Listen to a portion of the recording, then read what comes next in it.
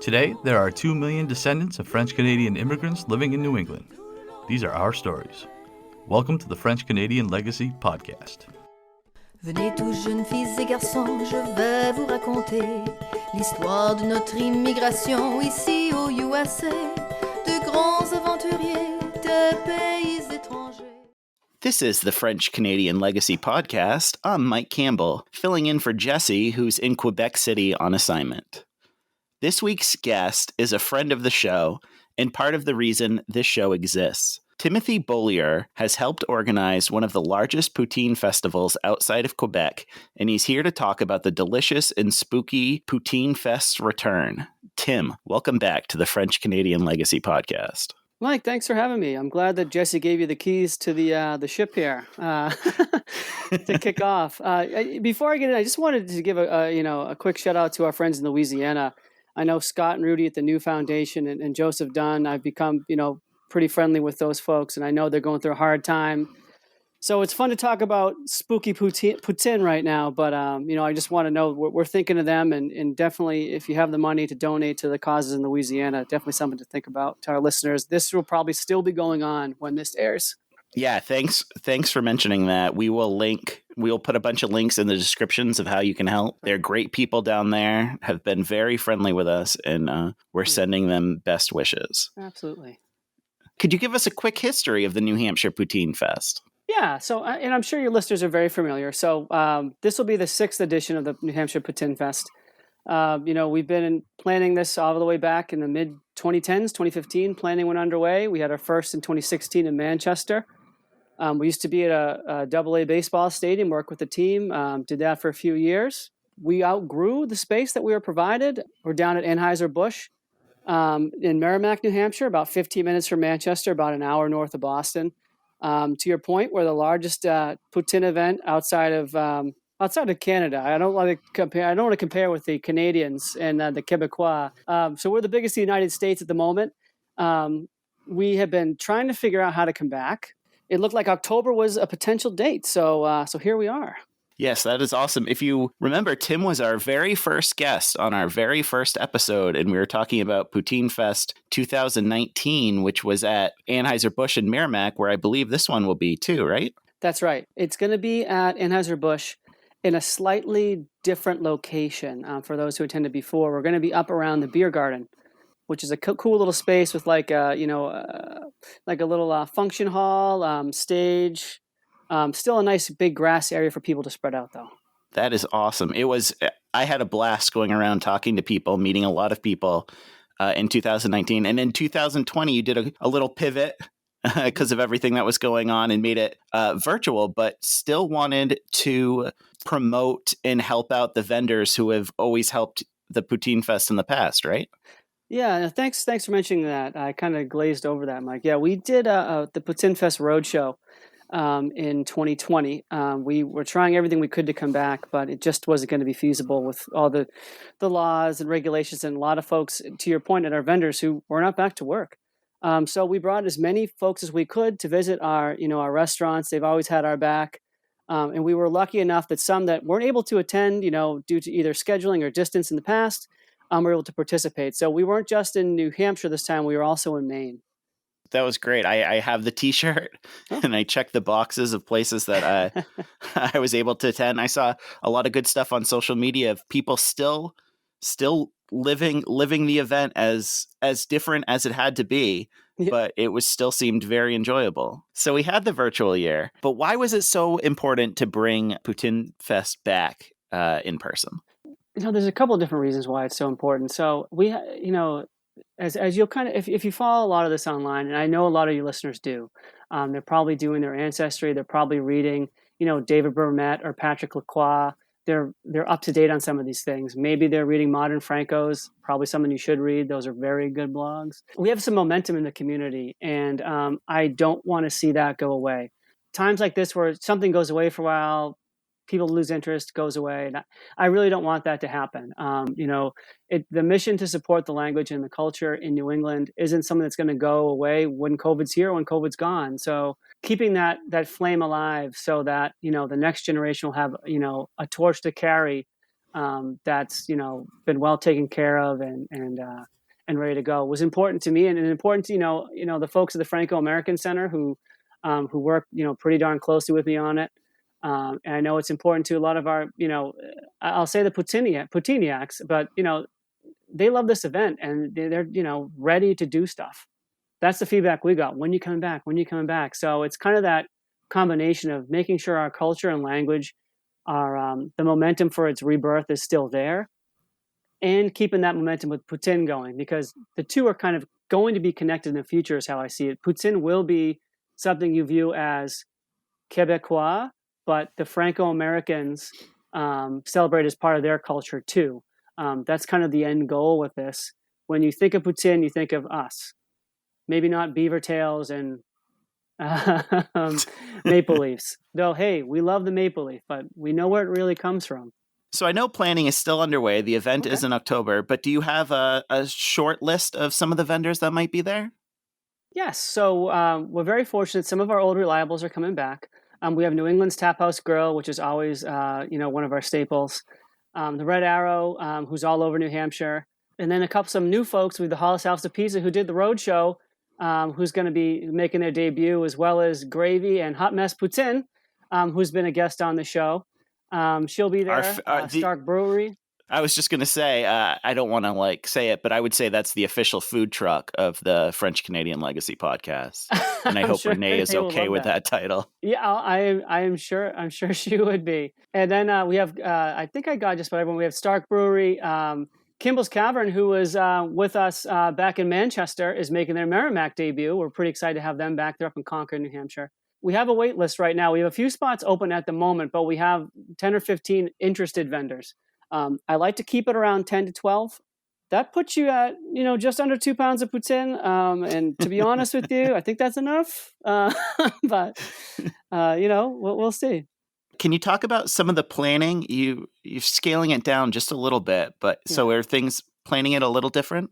Yeah, things are a little different this time. As we've been saying for the last couple of years, we did scale back a little bit. We're probably about 70% capacity. Our concern right now, where we are, we've been in close contact with the local and state government as far as regulations, masks, vaccines, and all that stuff. New Hampshire, for the most part, is pretty easy to work with. We're able to kind of make our call. So for a safety perspective, we reduced capacity slightly to allow for spacing. And the other hardest piece, I think, was, making sure our restaurants could do it. There's been, basically it's hard to find staffing right now. They're struggling in that department. And I'll say everyone we have is a great employer. So think about it. But, we found some vendors that were able to do it, and we've offered to give them some volunteer support. So you'll probably see more of our folks behind the tables this time than normal. That's just to make sure that, the chefs are there, the folks who know how a restaurant works. But, as far as scooping poutine, that's a pretty short thing. So I think we can handle that and not screw it up too bad. So we'll be helping out a few of the vendors this year. And it's back at the brewery, but just not in the big giant field as last year, closer to the beer garden. Yeah, close to the beer garden. And, there's been some change, because of COVID, there's been changes over at Budweiser. They're very comfortable with us being in that space. It's a reduced capacity for all already. They reduced us already in what we could bring in compared to prior years. And that was a really good number. But for the way our lines are and things like that, we took it back and a little bit more. But they've been, super straightforward with us, and they're always great to work with. So yeah, we'll be up by the beer garden. Okay. And when exactly is the event? So it's October 23rd, 2021. We again have our staggered entry, where we have the premiere tickets coming in at 11:30, and then general admission will be at 12:45, and the event goes to 4:00 in the afternoon. Awesome. And when can we expect tickets to go on sale? Tickets go on sale September 18th at 10 a.m. At nhpoutinefest.com. You can link off our Facebook page, facebook.com/nhpoutinefest. I think we'll tweet it out too. We're at nhpoutinefest. So lots of ways to find it. But yeah, 10 a.m. the 18th. Yeah, and we'll be sharing that link, and that is this Saturday, 10 a.m. Tickets go on sale. Do not, do not sleep on tickets. Tickets have sold out in the past and they reduce capacity, I'm going to assume they're going to sell out again. Yeah, so we're forecasting a sellout probably on that day. I mean, obviously, we totally understand where people are hesitant to come back to in-person events. So, some of our Poutiniacs will not be coming, but the response we're getting just from people reaching out, and, we always contact. So at this point in time when this airs, we've already contacted our prior attendees. So they'll know tickets are up. Yeah, it probably will be one of our faster sellouts just because of that reduction in tickets. 10 a.m. this Saturday, New Hampshire PoutineFest.com. That's right. And do you think, Tim, hate to put you on the spot, we could snag a couple of tickets to give away for a contest as we get closer to the event? I wasn't prepped with this. Sure, we would. I'd love to do that. We can give you a pair of tickets to come to the event. I'll let Jesse back in. Now he'll be back in the U.S. by then, right? Well, he's actually, sadly, he's going to be driving that day. What? He'll be coming. Yeah, he'll be in transit. So if we can get him to leave at about 3:00 in the morning, he'll do it. I think he might be able to attend and catch the last hour or so. Yeah, I'm sure he won't take a few last views in. He'll just want to get right back and get to try American Poutine again. Yeah, I'm sure. Well, I have the actual. Yeah, right from the source when right. You can get up at 3 a.m. to drive. That's right. And are we expecting people from all over New England again? Hopefully. Yeah, I mean that's the hope. I mean, there's no. I mean, right now, and I know that's a month out. There's no travel restrictions. There's never been a travel restrictions to New Hampshire to any of the New England states. A great deal of our attendees come from the Metro Boston area, and that's who is reaching out to us about tickets again. So I expect there to be a strong contingent from there in the North Shore. We always get folks from Maine and Vermont too. In Connecticut and Rhode Island, we do get some folks from there as well. I remember we interviewed people from each state last time we were there. Oh, that's really cool. Yeah, no, it's great. I mean, we trend around New England a little bit. We did get a handful of volunteers from Quebec, and we had probably, I don't have the numbers in front of me, but quite a few attendees from Canada who just happened to be in New Hampshire and coming on vacation. So I hope, the thing that kind of is unfortunate, the border will not be open when tickets go on sale. So I don't think we'll have many of our Canadian friends attending this year to give us our feedback on how much our Poutine isn't as good as theirs. We get it. But I think it's pretty very, very, very close. I think it's pretty darn good. I mean, we've tried every single one that comes, and we've been to them, and you're not going to find anyone better. Around the region. I think particularly for New Hampshire and Maine really kill it with Poutine. Maybe it's that border we share with Quebec, but they're doing a good job. So we're very happy to have them all back. And a lot of these places just overall have it on the menu. So even if you can't make it to the festival, you can still support these businesses.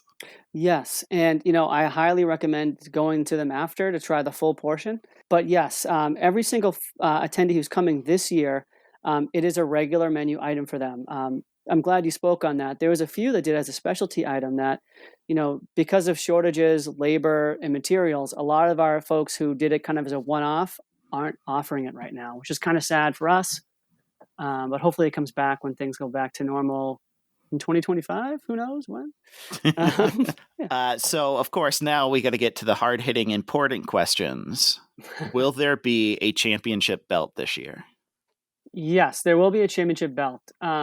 So as you can kind of see, we're doing the Spooktacular, is what we're calling it, because people encouraged to wear costumes. We're going to have some, our T-shirts will be Halloween-inspired French swag.